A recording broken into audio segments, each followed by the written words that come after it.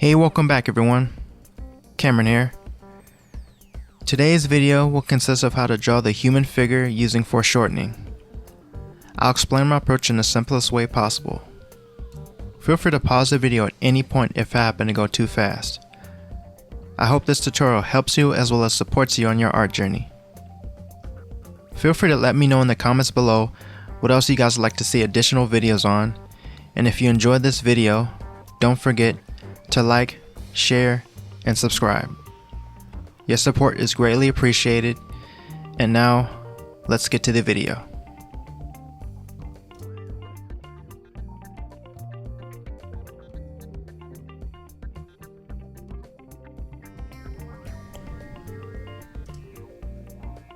Okay, so for the first example we're going to do is a straight-on view of a crouched figure, and we want to begin with 3 overlapping circles which will help represent the head, the rib cage, and the pelvis areas. And as a side note, you want to keep in mind that whatever is closest to us will always be more pronounced in detail and line weight in the later stages, so try your best to keep your lines as light as possible. And as for the definition of foreshortening, it is the portrayal of an object or viewpoint that is closer than it is, or having less depth or distance as an effect of perspective or the angle of vision.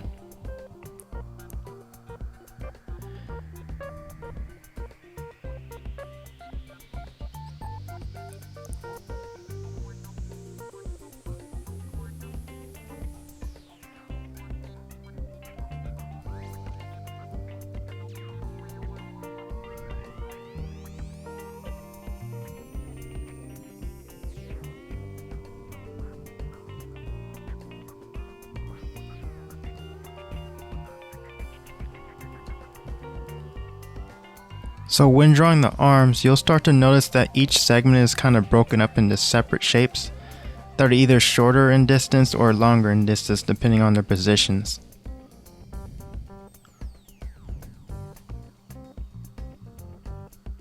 So for instance, as you saw there, the bicep was kind of shorter in distance since it's kind of coming behind the shoulder and bending. And then as far as like our front arm, the arm that's kind of facing or coming towards us, it appear as like the very first shape that's in front is more shorter than the one that's behind it.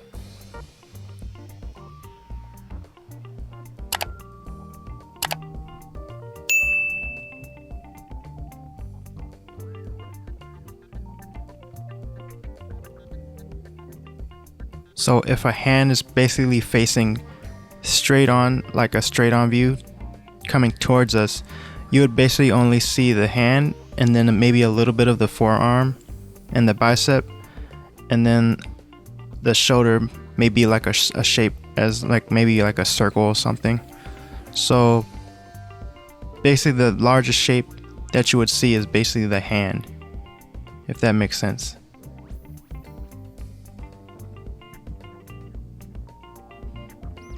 But in this instance, it's kind of coming down, but it's still coming towards us. But if it were a little bit higher, you would only see the hand compared to the forearm and biceps.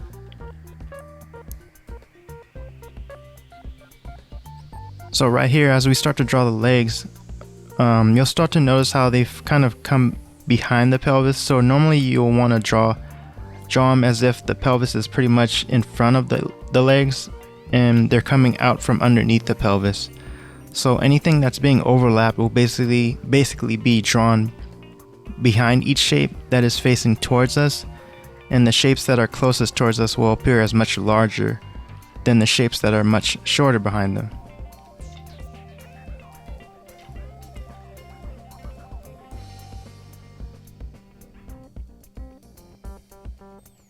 So again, if the knee were any higher, say for instance the left knee, if it was a lot higher, then the shape that we drew for the knee joint, that would basically be the only thing you'd pretty much see, and then you will see a little bit of the quad muscles.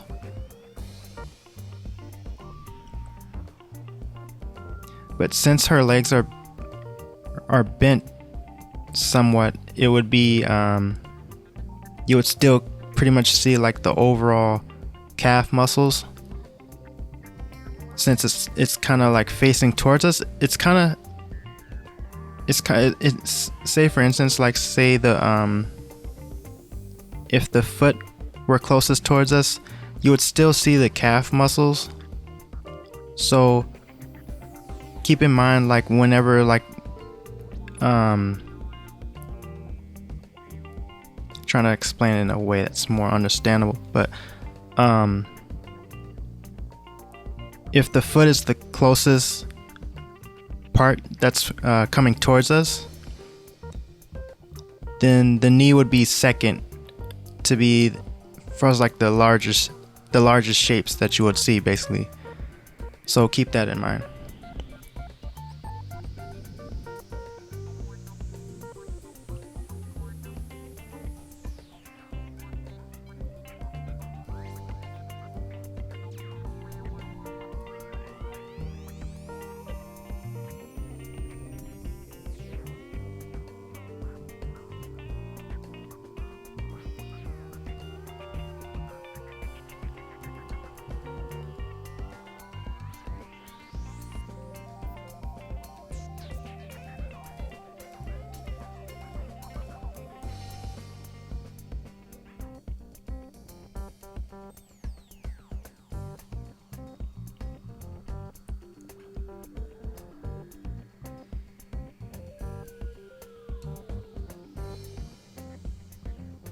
Okay, so for the next example, we're gonna do more of a top view looking down, and we're gonna begin with the head, along with a circle for the rib cage, and then a third circle that comes underneath the rib cage, representing the abdomen area, and lastly a shape for the pelvis.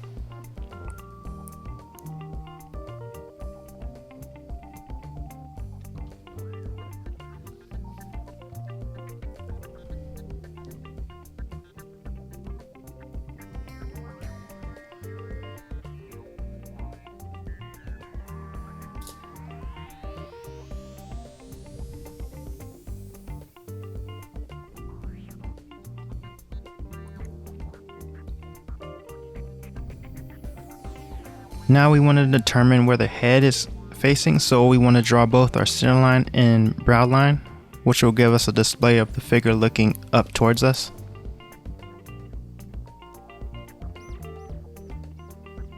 Next, we want to extend our center line, going down towards the pelvis, so we know how the pelvis is kind of bending, or where the direction of the torso and how it's bending. Next will be our neckline and our shoulders.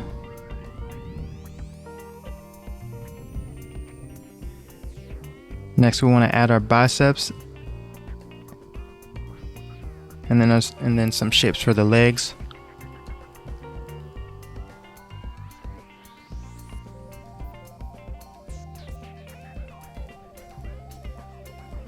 And since the left leg will be shown more in this view, you want to make it so that it's a lot longer than the right leg. Excuse me, the right leg is going to be longer than the left leg.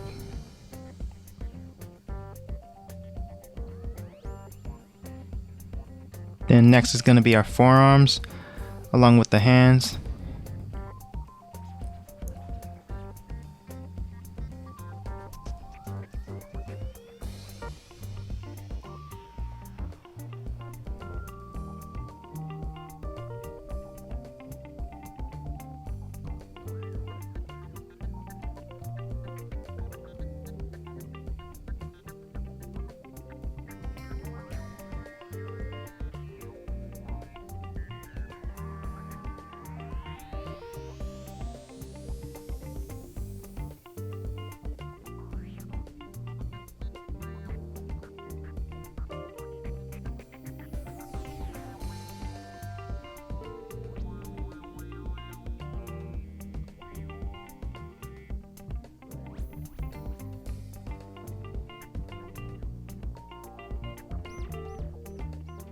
Next will be our knees along with our lower calf muscles, which will both start to become shorter in length as we get closer towards the ground.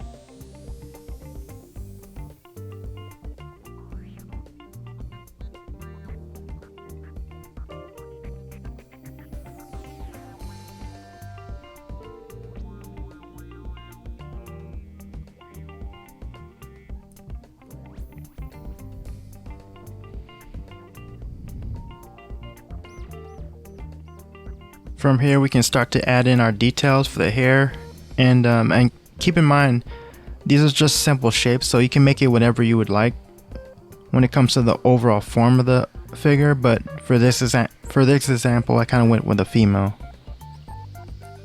but you're free to do with that whatever you like.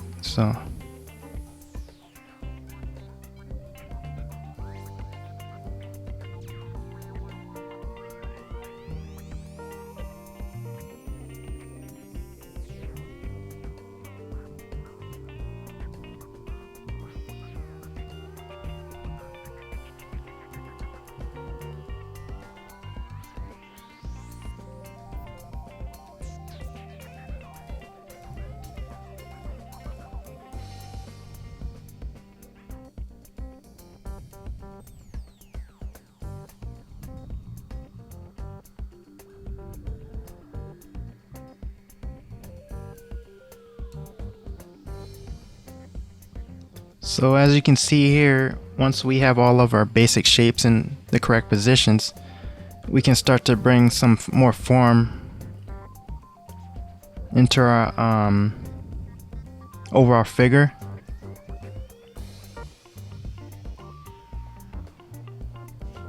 Giving us a better viewing of what is closest to us and what is farthest from us.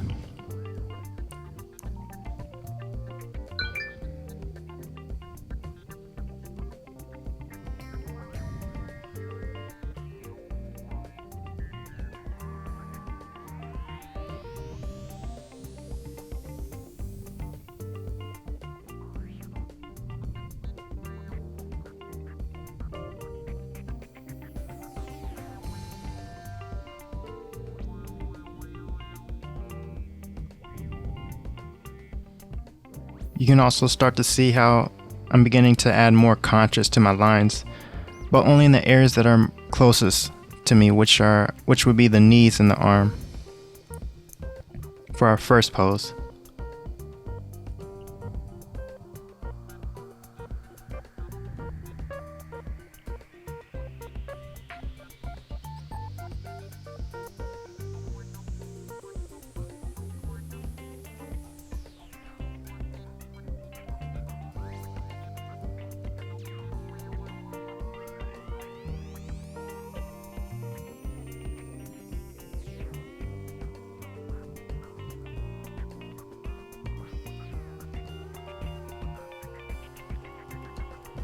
And this is kind of also why I mentioned keeping our lines as light as possible, because once you start to get to this part of adding in darker line weight or heavier line weight, it actually starts to give the drawing a little bit more depth. When it comes to the whenever I'm doing foreshortening poses, this is kind of my approach when it comes to just line weight, because I think it gives it a better sense of depth, and it helps to separate the parts that are like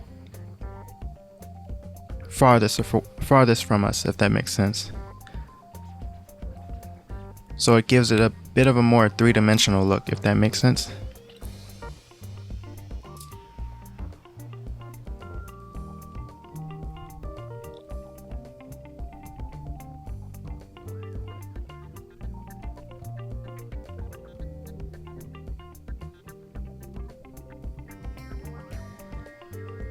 So in other words, not every part of the body has to be like really dark in line weight.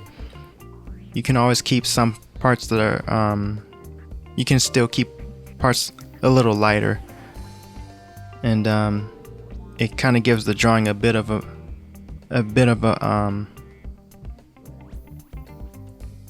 what's the term, a better sense of depth, I guess I could say.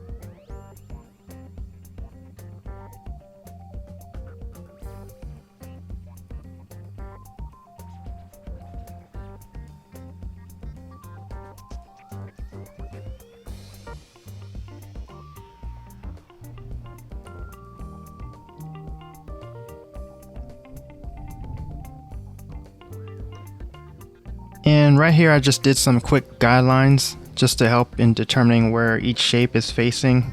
So for example, whatever is facing towards the ground will have lines that are curved downward, and whatever shapes that are facing or coming towards us will have lines that are curving upward.